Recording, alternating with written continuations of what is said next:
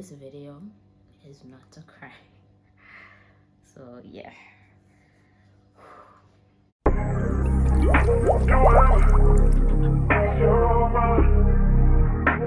everybody and welcome to my channel. If you're new, hi, my name is Pamela Manana and I hope you stay. And if you're a returning subscriber, welcome back. I hope you had a friend and I hope you enjoyed this video. I'm sorry, this intro thing, I haven't done this in a while, and I don't know if I'm gonna upload this video, but I felt the need to address this because it would be weird for me to just go on about my life, especially with my channel,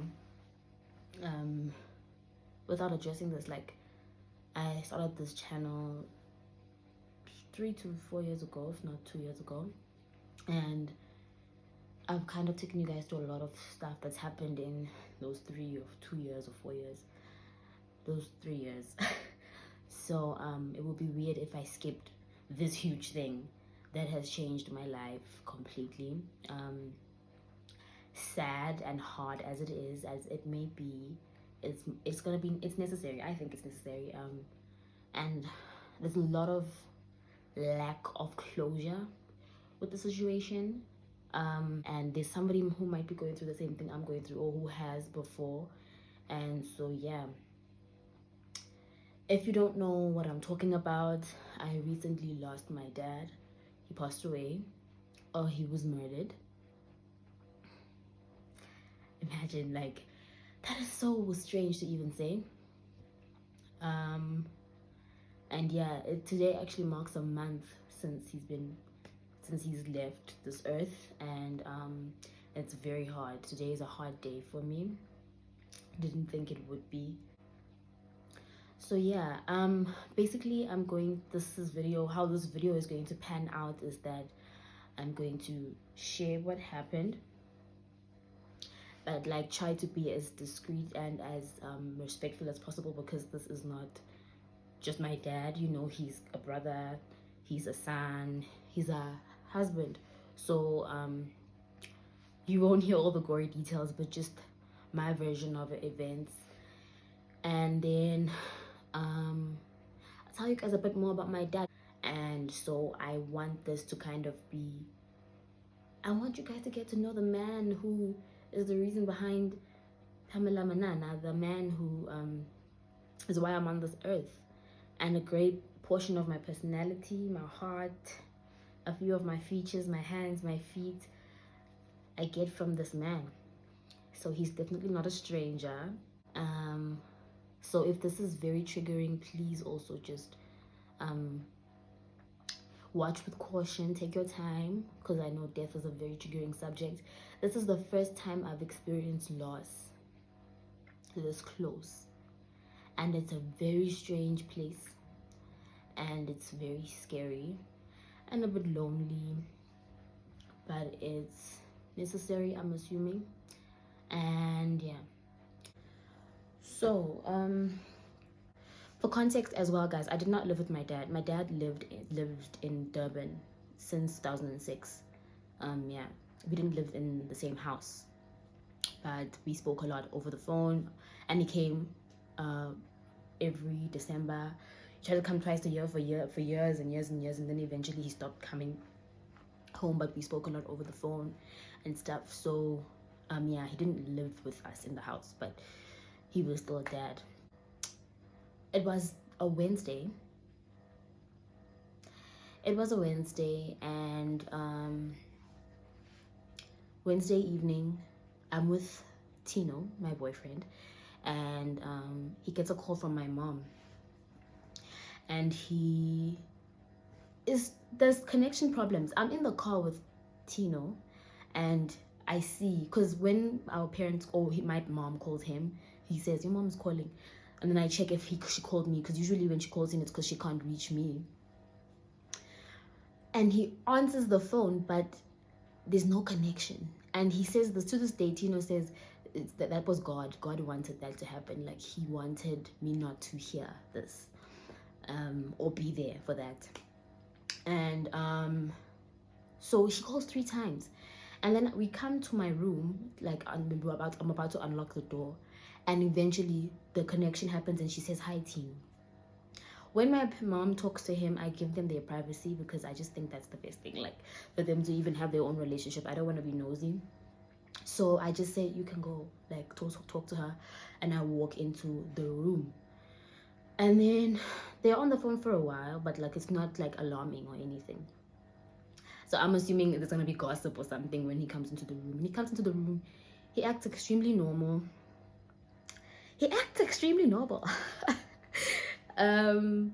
So yeah, I ask him what's going on, and he makes up some stupid story. Like I bought it for some reason. He was just saying some random story I told him about when I was at recess. So my mom was talking to him about it and something like that. Like, so everything is dandy and cool on my end. And then the next day, excuse me, he comes to my room, and I'm excited. I'm gonna go to class. It's Thursday. It's my favorite day of the week. Having the time of my life. Listen, I was making me and him breakfast, and then he's sad. I don't know why he's sad, but he's sad, and he says, "I need to talk to you about something." I'm like, "What's wrong?" And then he starts getting emotional. Now, Tino never gets emotional about anything on this planet unless it's family related. Like, literally, nothing makes him emotional except for family. Specifically, our parents, both him and mine, his and mine. And so I'm thinking there's something wrong with his mom. And then he collects himself, and eventually he's like, "I'm your best friend, and unfortunately sometimes that means having to be the bearer of bad news." And I'm still thinking it's his mom. My heart is beating fast, and my anxiety is just peaking at this point. And he's like, "Your dad was shot." And you know what? That was a very strange thing to hear because of my dad and the person he is. So I stand up because I was seated, and I start crying. And then he's like, "Your mom called me last night. That's why she was trying to call me the whole time. And she told me that he was shot last night. And then this morning he called, and this morning she called and she asked that I tell you because she can't tell you herself." And I'm just like, what the hell is going on? Like, what is going on? What is going on? And I'm screaming. I made the mistake of calling my dad's phone. Why did I do that? Because he said he was shot. He didn't say anything about death. So I'm holding on to those words. And I say, "Babe, he's not dead. Because if he was dead, I would have felt it. So he's alive. And I'm going to call him and I'm going to show you that he's alive." And I'm literally in a state. My unit mates came in. It was a whole thing. It was like, I almost went to the clinic or to hospital. I don't know. I call his phone. Why did I call his phone? And someone picks up the phone, and she's also in the States, so I'm not able to hear her. So I'm like, "Where's my dad? Where is my dad? Where is my dad?" And this person who's in the state gives the phone to someone else, and the person blatantly, without being sensitive about what this person is saying to me, because my dad has my number, say that's his daughter, like it says Pam daughter, and he's like, and she's like, "Your dad died yesterday." And then I look into Tino's eyes and I'm like, "You said he was shot." And Tino's like, I could literally see that he felt like getting into a hole and dying, because he couldn't say your dad is dead. Like, obviously he couldn't say that. And he didn't know that for a fact himself. So yeah, that was a very horrible thing. And he always says this, he says, that was the worst thing I ever had to do in my entire life of existence. It was the worst thing I've ever had to tell you in my entire life. It was the scariest thing. I wouldn't do that again. 0 out of 10. Really. So that happens, and I call my aunt, Sislobi, my dad's cousin, basically, sister. And I'm like, Basi Babu Shonile. I'm hysterical. She can't talk to me. Oh, guys, I don't want to get emotional about this. She gives the phone to my mom. I'm like, what the hell is going on? And my mom is just like, you really have to be strong, baby girl. Like, and I asked to talk to my brother, and I'm just screaming my brother's name. I remember just screaming his name, and I'm like, dog, you know, like, that's our dad, you know? Oh, I don't want to cry, guys. So he's like, time heals everything, you'll be fine. They try to comfort me. And then I get a call from my other aunt, who is in Joburg, Lwazi. And she's hysterical as well. She was raised by my dad. Like, that's my dad's baby sister. So she was like in a state, and she was like, they told me to tell you, but I just couldn't tell you, and I couldn't tell you over the phone. And so we're crying over the phone together. She's like, what do you need? I say, just get here, just come, just fetch me. So guys, my dad was murdered. I don't know who killed my dad. And my mom confirmed that he was shot in the knee because she had to see his body. He was shot in the knee. He was shot 4 times, if not 3, in the stomach. He was shot in the shoulders. This person wanted to kill this man.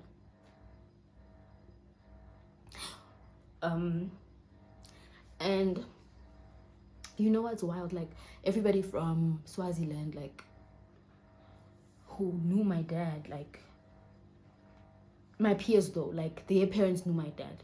Everyone was like, dog, not your dad. Like, guys, when I tell you, my dad is not a Rambo. He's not a Puma Silwe. That's not him. Like, that is not him. If he saw a gun or a knife, not even a gun, he would beg for his life. And I think that's what keeps me up at night. I hope this camera angle is fine.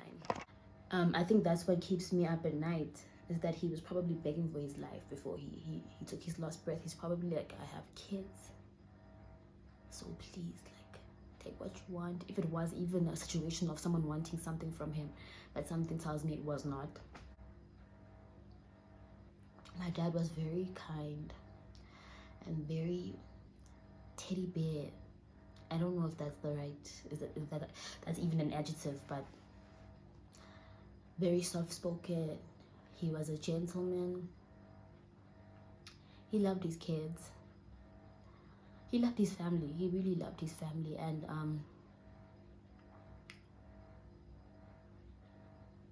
this was not supposed to happen to him. I don't think that this, I get the timing thing, I get the God's plan, I get all of that. I've heard everything under the sun.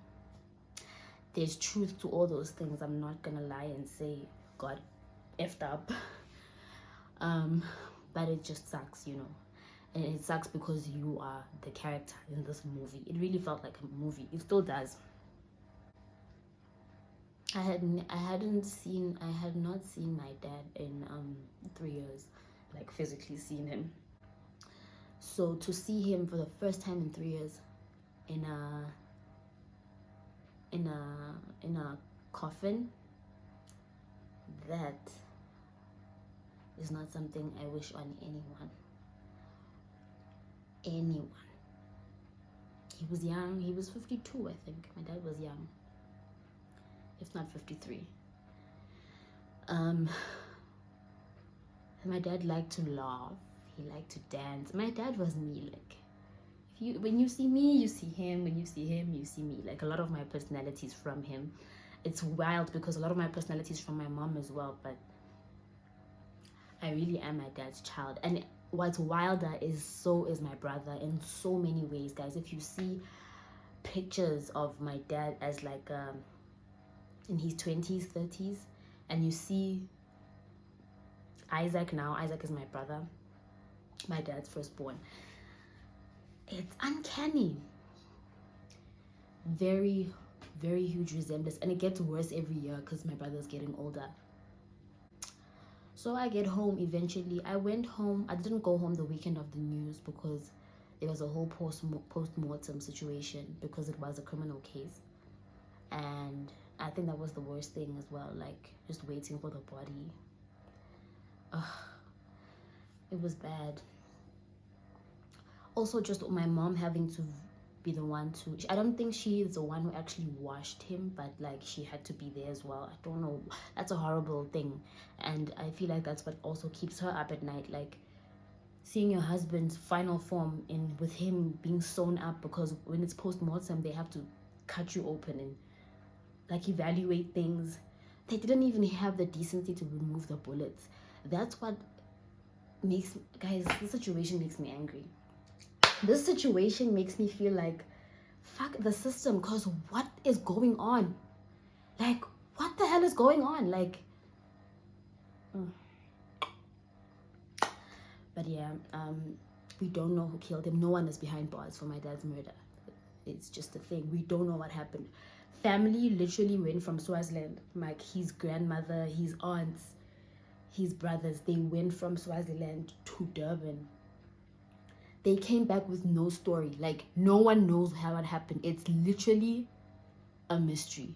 We need that closure, you know. I don't even care if no one is behind bars, because that's not going to bring my dad back. I just want to know what happened, you know. I want to know what was the cause. Why did the person do that? Who is the person? I don't care if he doesn't go to jail. Like, I know that's strange. And the reason why I don't care is because there's a high chance it will never happen. It's been a month since the murder. Like, I'm not even looking to think about it. Like, I don't want to make it, like, I don't want to allow it to consume me. But yeah, it kind of sucks for the closure side of it. Like, it kind of sucks for the closure side of it. Like, that, like, it's a huge question mark. We just have a body and that's all, you know. So yeah, my dad was not a politician, because lots of murders that happen in KZN are politically related. I think that's like a thing for politicians to like be murdered all the time. He was not a politician. He was a freelancer, if anything. Like, he quit his job 3 years ago. Yeah, the last time I saw my dad, it was when he quit his job. Like, it was my first year of varsity. So it's nothing about his job, because that was some of the assumptions people were making, like that, like it was a lot of people die from that company, like people were killed from that company. He worked for Hewlett's. Hewlett's is a sugar company, like the sugar you see on tables in restaurants. He worked for that company. But it's been 3 years. Why would they kill him, you know? So it's just a big question mark, guys. My dad loved life. He loved jazz music and what's it called? I don't know what the genre is called. I just know the songs. he loved to dance. He loved music. Always had a huge smile on his face. My dad never shouted, guys. He never raised his voice. He's never raised his voice at me in my 22 years of existence. And I'm not even being dramatic. Even with my mom, she can attest, like, my mom would be the one to raise her voice. He would never raise his voice. Very calm. He'd just say your name. If you made him upset or you did the wrong thing, he'd just say your name. He'd just say, Pamela. Or Nvombi. That was his name for me. He called me Nvombi. He'd say that once, and I knew, you know, that I did something wrong. My dad really wanted the best for us. Like, he was not a perfect father. No one is perfect. Especially fathers. They're like, you know, at the bottom of the list in terms of perfection. But he was a dad. He was didn't want me to be in a relationship. Oh, guys. He fought that idea so much. I think I'm okay. I think I'm doing fine. I think it is just gonna be days when it's off, you know. And I wanted this video to be that. I wanted this video to be that I'm okay, guys. Like, I'm fine. I'm coping. There will be days when it's bad, but there are more good days ahead than bad. I guarantee you guys, because a lot of people have been texting and asking if I'm fine and if I'm coping. And I just went from the funeral straight into just going back into being my normal self on social media. And I did that for a reason. I don't like being stuck in a rut, and I'm not a person who enjoys a pity party. I'm dealing with this the best way I know how. And that is something that I also wanted to touch on. I don't want to drag anyone, because my family has been the most amazing in this entire process. Like, my dad's sisters, my dad's brothers, like, it was a weekend of sadness, but I didn't feel that at all, because I was just so happy to see everyone, and everyone was so happy to see me.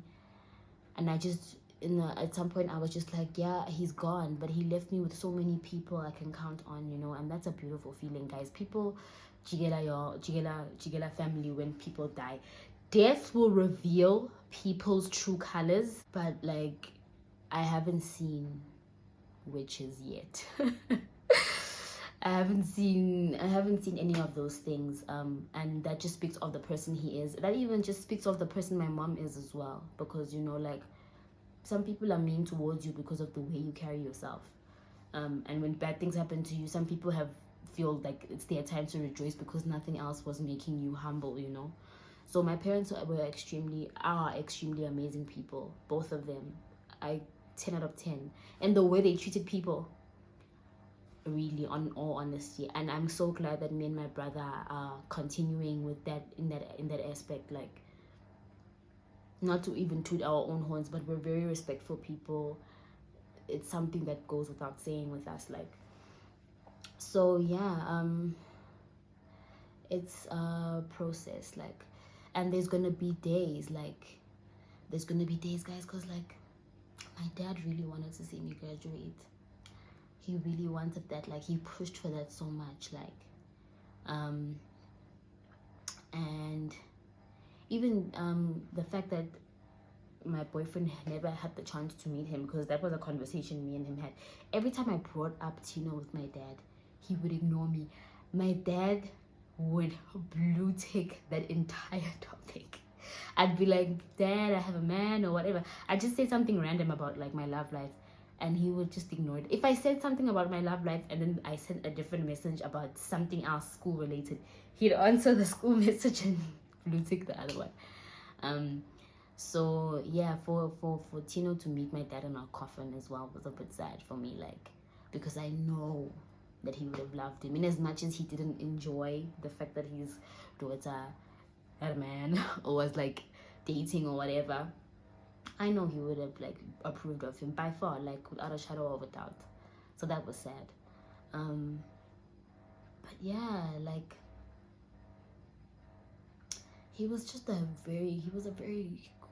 good dad to have, guys. Like, he wasn't perfect at all, but he was a good dad to have. My dad treated me like a princess. Like, he never ever spoke down on me. I've never felt an ounce of insecurity around him. There was this time I was visiting him in Durban, and I got my period, and it was his first time experiencing me on my period, because I had just entered puberty. So I wake him up and I'm like, I don't know what to say, because it's your father, and my mom wasn't there. It was just me and my brother in Durban with my dad, and I'm like, look on his door, and I'm like, Dad, I think I'm gonna need pads. And then he gets up like so quick, like, I think he was panicking, shame. Like, he gets up quick. He's like, are you gonna have to come with me? I don't know what to do. So we get into the car and we drive, and not him buying all the pads in the store. He didn't know what to do. I'm sure he even bought panty liners without even realizing. Like, he bought all the pads in the store, and that just spoke of him. Like, he was so scared, and he wanted to make sure I have everything. Like, and that is my dad. Like, especially if he has the means to provide, he will always provide. If he's not providing, there's no means. And this is something that me and my mom used to say now, even recently. I asked my dad for money and he wouldn't answer me, which was a problem. Miscommunication is a problem. But if he doesn't answer, I know he can't. Like, I know he's not in a good place. Like, that was just the person my dad was.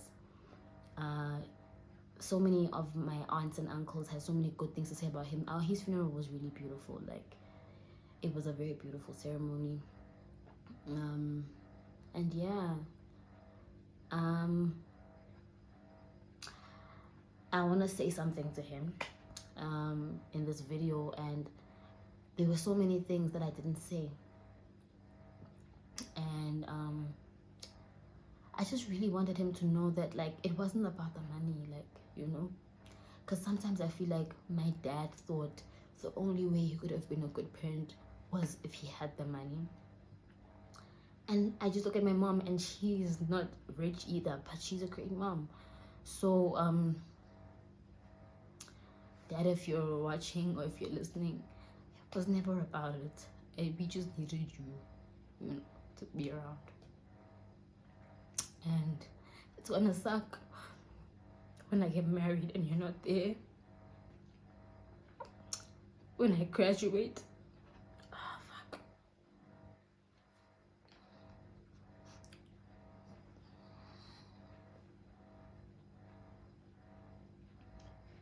It's gonna suck, but it's gonna be fine. And we're gonna be okay. We have no choice but to be fine.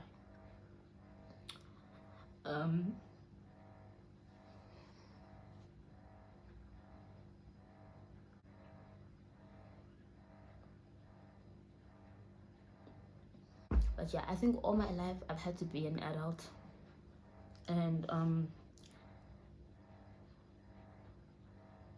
I really sometimes just want to be a kid. Like, I just want to be my age sometimes, you know. And I remember, like, even during the funeral and all of that stuff, a lot of people, and it's random people, aunts, uncles, everyone, just came up to me and they were like, Pam, be strong, you're the strong one, and all of that. And I wanted to ask them, like, who told you that? Who told you that I was strong? Who told you I was strong? I hate that so much. And my mom knows this. She always defends me. Like, she always says, don't ever say that to Pam. Like, because she used to say that herself. Like, she used to be like, you're strong and whatever. And I'm like, do you understand that life doesn't give you a choice whether to be strong or not, guys? And I think that's why people are shocked at the rate I was recovering from this thing.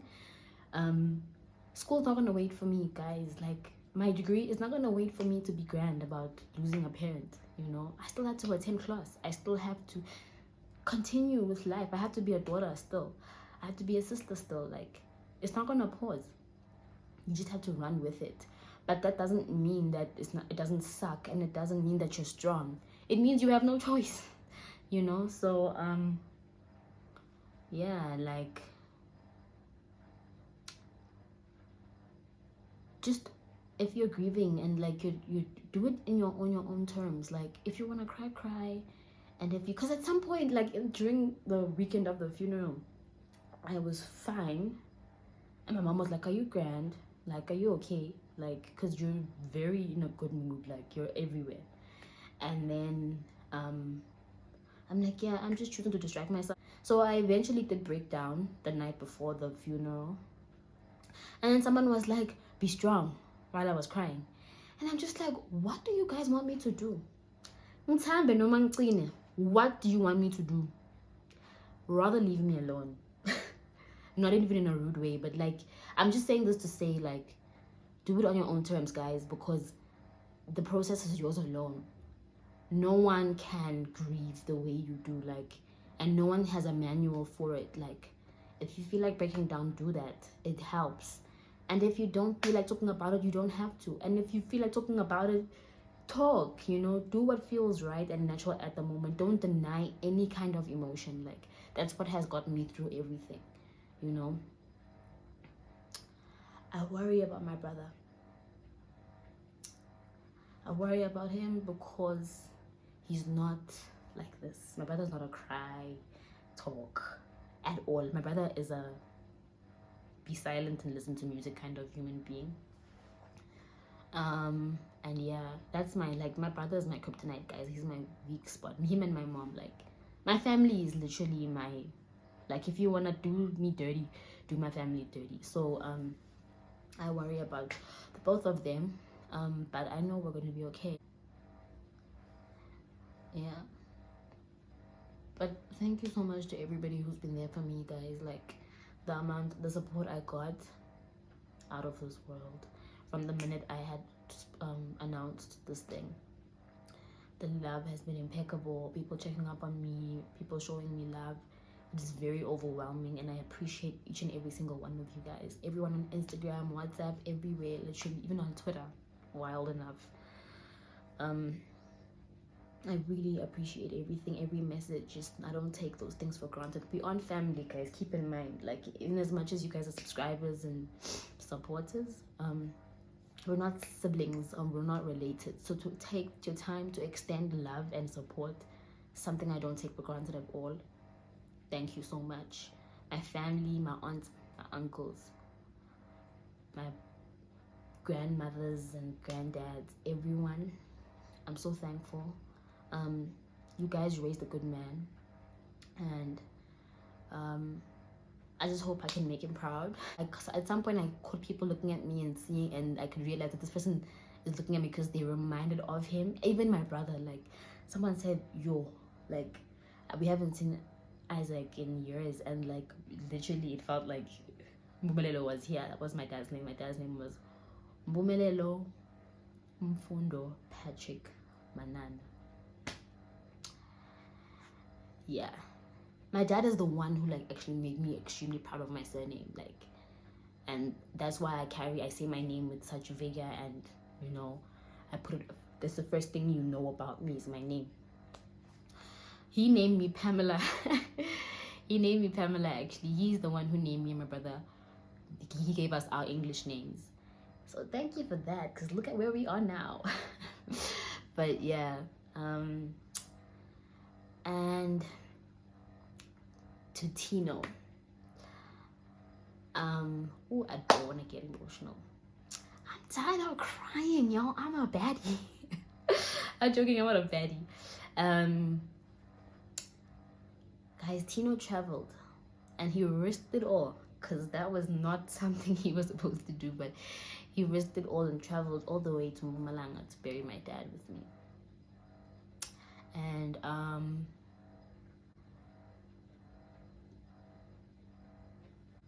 I can never ever say he doesn't love me.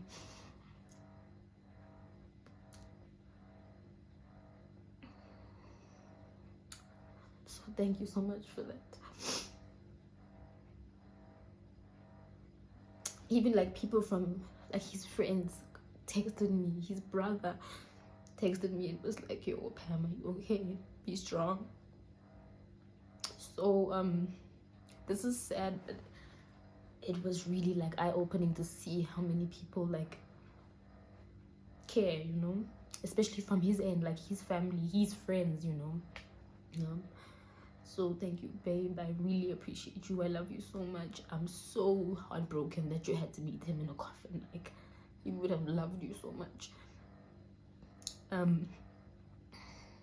everything happens for a reason, and we're gonna be fine. I have no doubt that we're gonna be okay. Your family as well, even his mom, Tino's mom, is very supportive throughout everything, encouraging him to support me as well, you know. And I don't even know her, like, we haven't ever formally met, so that's just a really, like, very humbling and heartwarming feeling to have. But yeah,